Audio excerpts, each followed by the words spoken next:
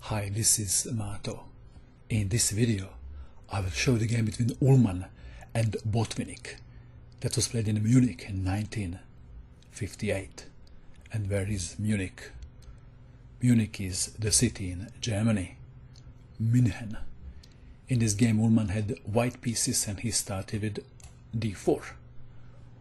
Botvinik played e6, allowing e4. But this is not the move played in the game.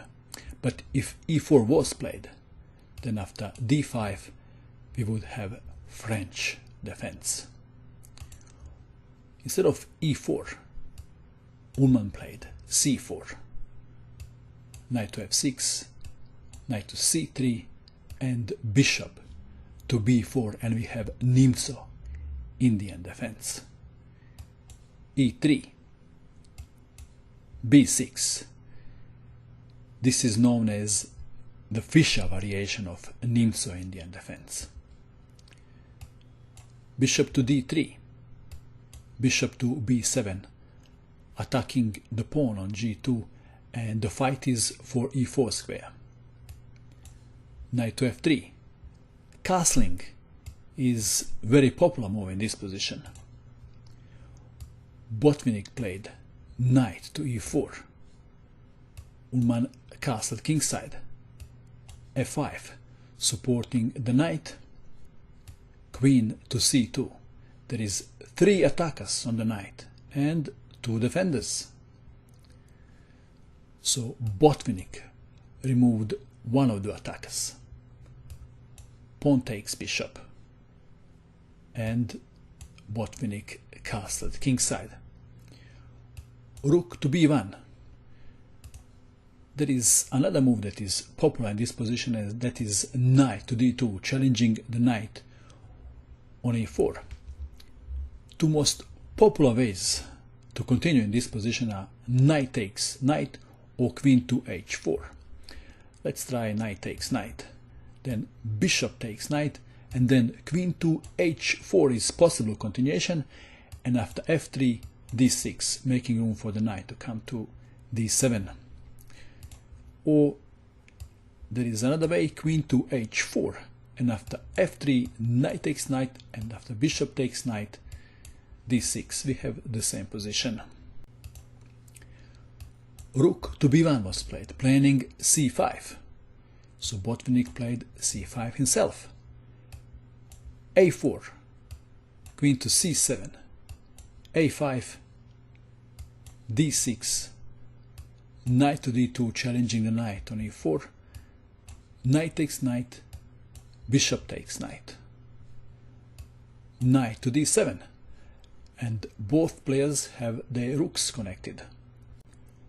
Rook to b2. White is planning to double the rooks on the b file. Pawn takes pawn. And now if rook comes to b1, knight to b6, and perhaps next is a4.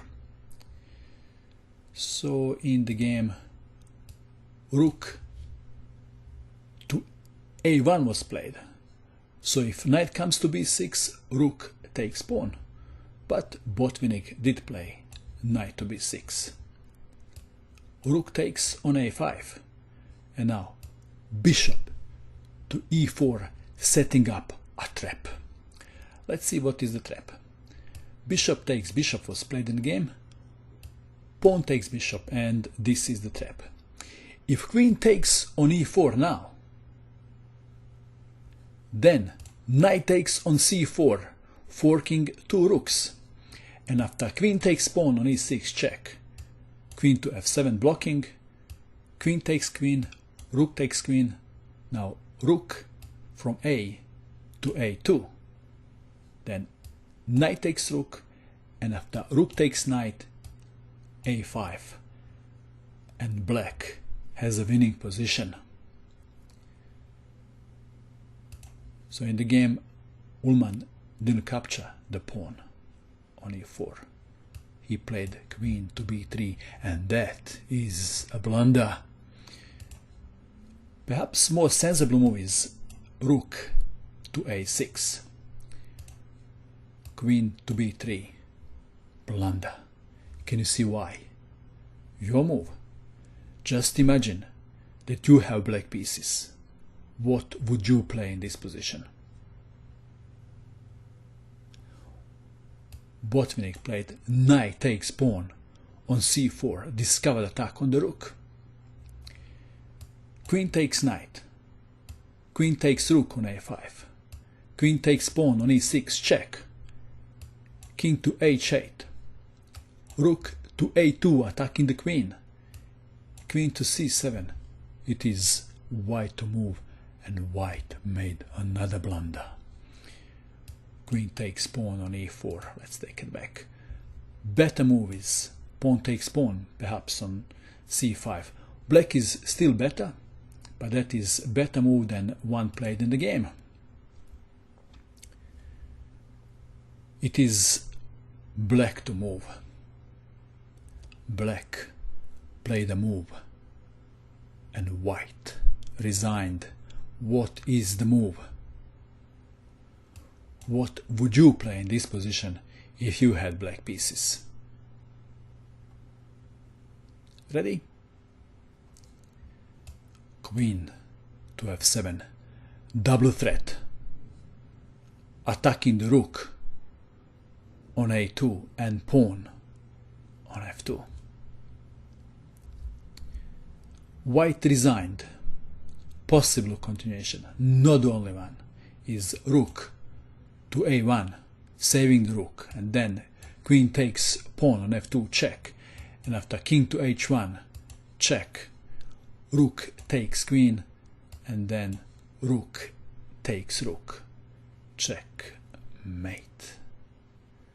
In this game, Uhlmann made 2 blunders. How to explain that? Well, the stronger the opponent, the easier it is to make a blunder, isn't it? And that is all. I hope that you enjoyed watching this video. I wish you good luck with your chess, and bye for now.